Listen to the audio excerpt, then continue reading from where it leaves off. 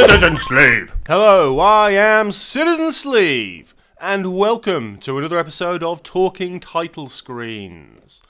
So, as you can see, we're going to take an analytical look at the title screen for Star Wars Knights of the Old Republic.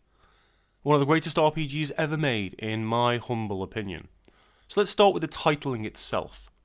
So we have Star Wars there in its classic font in silver.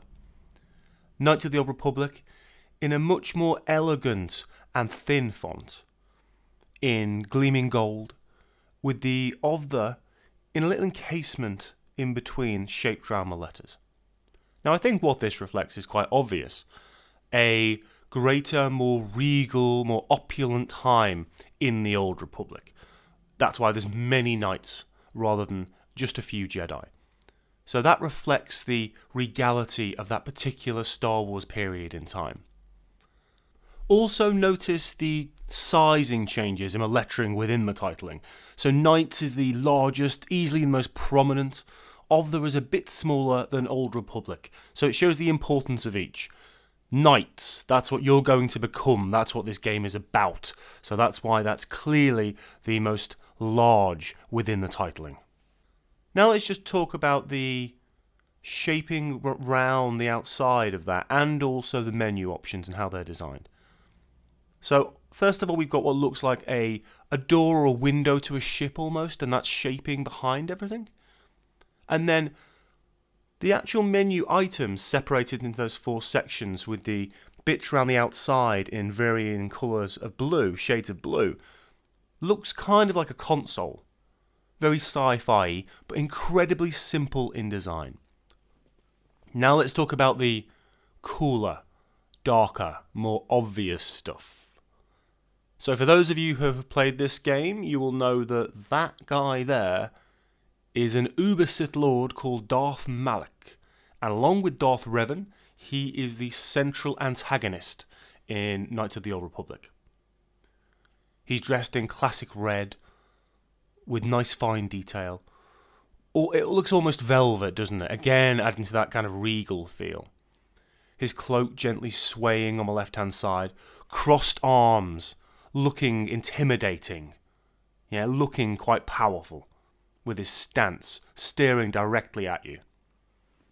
That mask covering his face, kind of like half Vader, but giving a nod towards something a bit more sinister.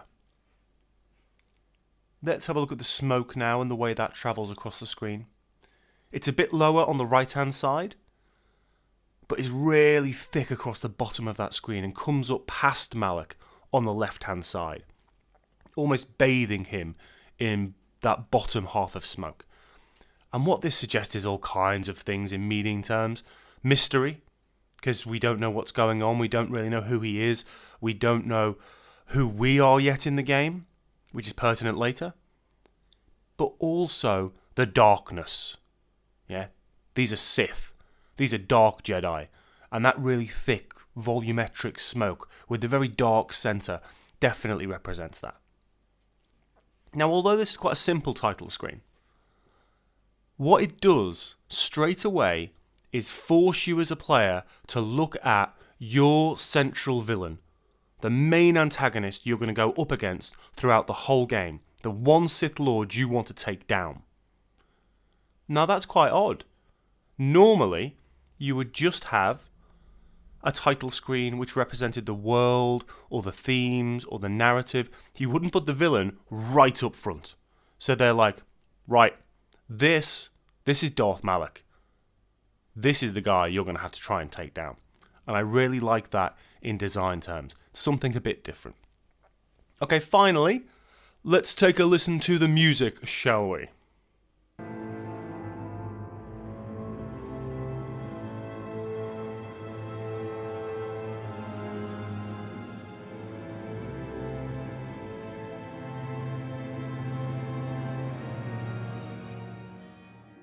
Now, there's not a huge amount to say about this, except for it is the classic John Williams Sith theme. Fits in perfectly for obvious reasons. This whole game is about you going up against Darth Malak, the Sith Lord. Fits in with the smoke and the aesthetic, sets up a brilliant, audible way of kicking you into the game. So, John Williams, man, can't go wrong. Wonderful piece of music. So all of these things in combination work really, really well. The music is iconic. The way Malak is just stood there, arms folded, staring at you, dressed in red. The shining and glimmering titling that reflects a more elegant time, as Obi-Wan said in A New Hope.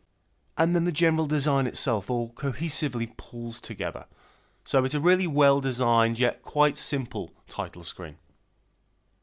Thank you very much for watching. If you've got anything that I've missed or something you see that I don't about this particular title screen, chuck it in the comments. If you have any suggestions for future episodes of Talking Title Screens, chuck those ideas in the comments as well.